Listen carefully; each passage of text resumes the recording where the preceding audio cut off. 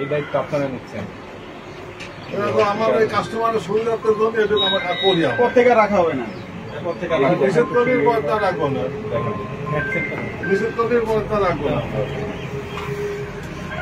এটা তো আপনার দোকানে প্রথমত রাখারই কথা। কাস্টমারের সুবিধার্থের জন্য রাখি, 100 টাকা করে বিক্রি করতে আমরা 3 টাকা রাখারই কথা। কাস্টমারের সুবিধার জন্য যে এক অ্যাম্পুলে 2100 হাঁসের তাহলে আপনার কাস্টমারের সুবিধার কথা চিন্তা করলে কাস্টমার বাড়ি বাড়ি যেয়ে দিয়ে আসলেও তো হয়। সেটা 50 টাকা জিনিস 100 টাকা করে 100 টাকা বিক্রি করতে। আপনি যদি এত কাস্টমার ফ্রেন্ডলি হন তাহলে এটা এমনি খামারিরা বা যারা হচ্ছে মানে হাঁসের পালন করে তারা মেডিসিন 21 দিন বয়সে দেওয়া হয়। সরকারি একটা কত করে? 50 টাকা। 50 টাকা বিক্রি করছেন 100 টাকা। 50 70 এই 170 আমরা 70 টাকা বলছেন। 70 80 100 বেশি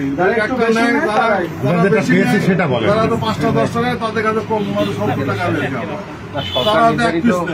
তাহলে আপনার অপরাধ তো দুইটা হচ্ছে। একটা হচ্ছে প্রথমত সরকারি যে প্রোডাক্টটা খামারি অথবা যারা হাঁস পালনকারী, হাঁস চাষি, তাদের কাছে এই জিনিসটা যাবে। আপনার সেই জিনিসটা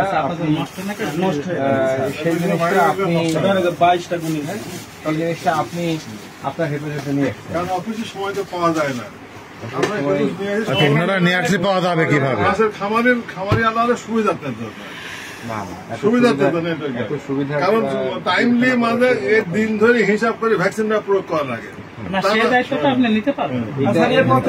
খামারিরা তো সরকার সরকার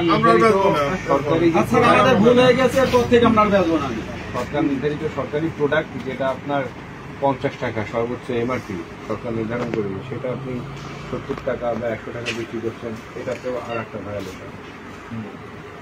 এটা এর জন্য সর্বোচ্চ 50,000 টাকা জরিমানা 4 মাস পর্যন্ত কারাদণ্ড হতে পারে। আমি তো সংগ্রহ করে নিয়েছি ফ্রিজের আগে যে কারেন্টপুর আছে, ফ্রিজের খরচ আছে না, সেই হিসাবে লাভ তো পাবো। এইটাই তো আপনি আমাদের ভুল হয়ে গেছে। যদি কোনো ভুল তাহলে ভুল হয়ে গেছে, এরপর আর আমি রাখবো না, এরপর তারা রাখবো না, এরপর আর রাখবো না। আপনার নাম কি? আমার ডাকনাম বাবলু।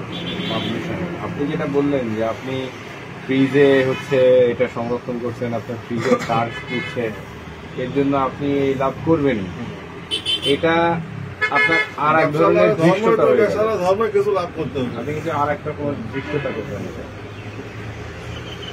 আপনি অপরাধ করে আপনি আবার এখন লাভ লসের হিসাব যদি করেন, তাহলে এখন আপনার জরিমানার থেকে আপনার মনে কারাদণ্ডের দিকে যেতে হবে।